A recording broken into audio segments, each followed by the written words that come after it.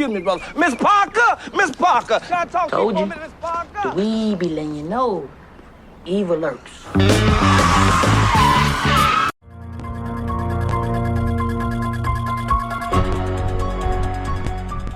Learned that my aunt had a mutual friend who knew the defendant. That led to my aunt taking me to meet him for the first time in 2014 when I was 12. When I was 13, I went to him for boy advice. He told me that I was beautiful and that boys were stupid. He then sent me a photo of myself that he had screen capped from my Instagram, telling me that I was, quote, such a cutie.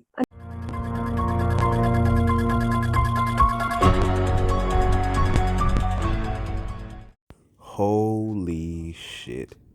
This nigga pled guilty. He's listening to the victim impact statement and he has a smirk on his face. What does that tell you?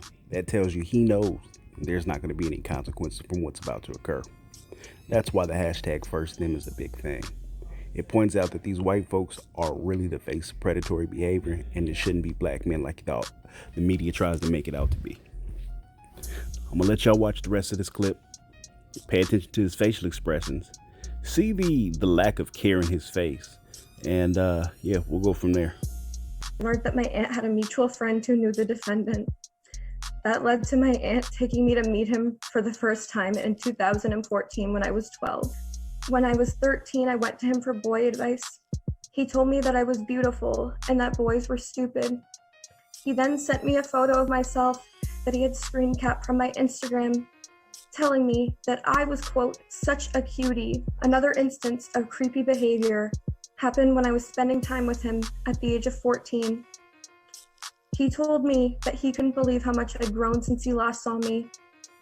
He said that I wasn't little anymore, and I was, quote, a woman now. When I was 15, I noticed a huge shift regarding his treatment and attitude towards me. When I was younger, he was sweet and actually wanted to talk to me about my life.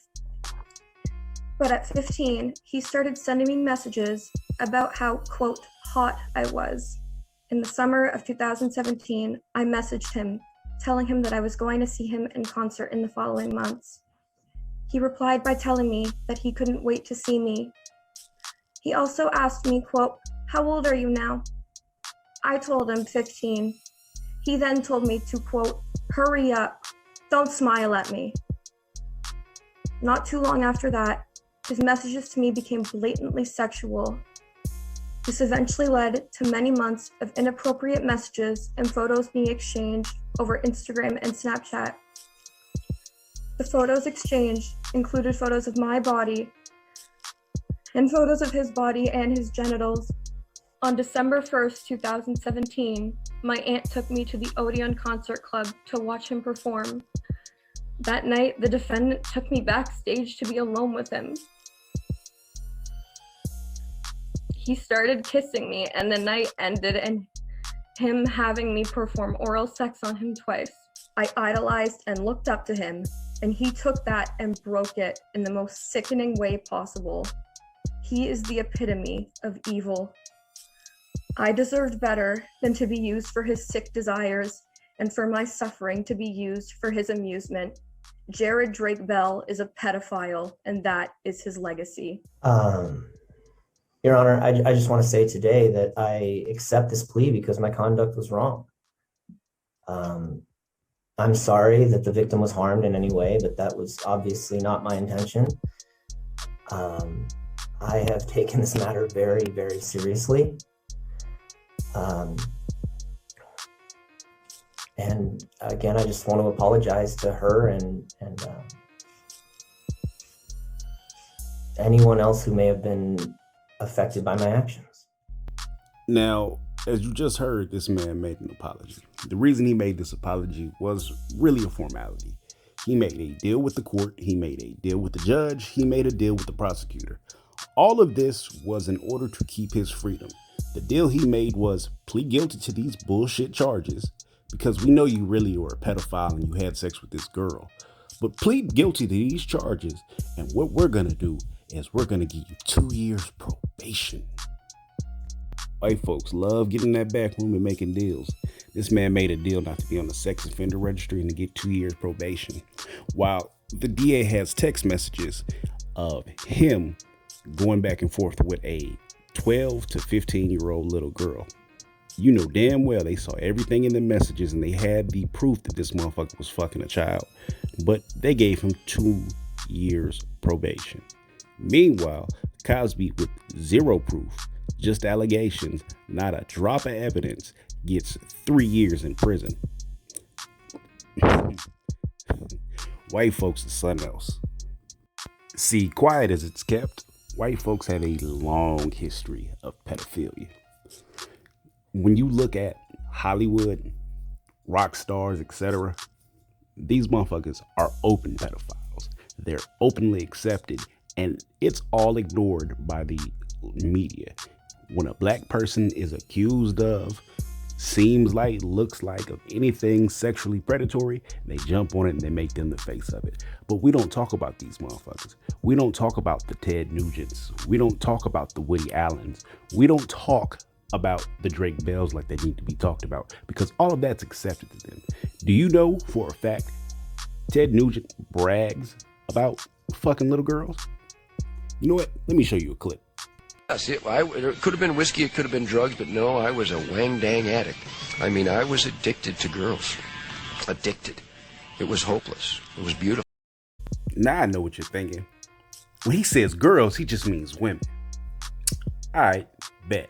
Was fighting a losing battle with his own addiction, his weakness for young women. I like it so much, I like it so much, I like it, I like it, I like it.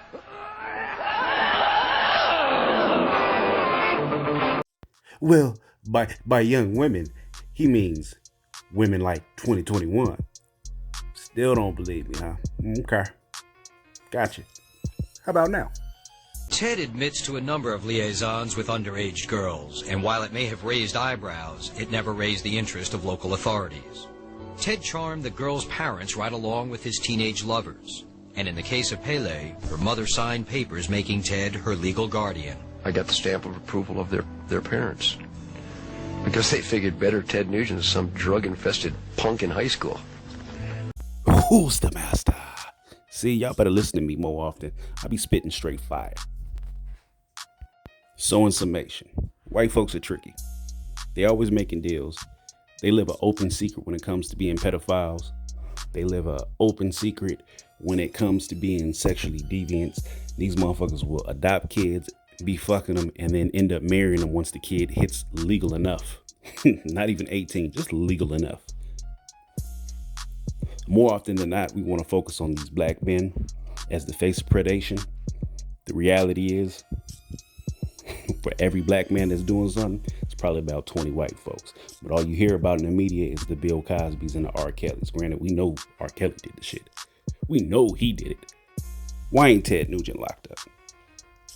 See, wrong is wrong. If you are out here and you're molesting little girls, you're molesting little boys, sexually assaulting people, you should be taken down. Not just if you're black and sexually assaulting people.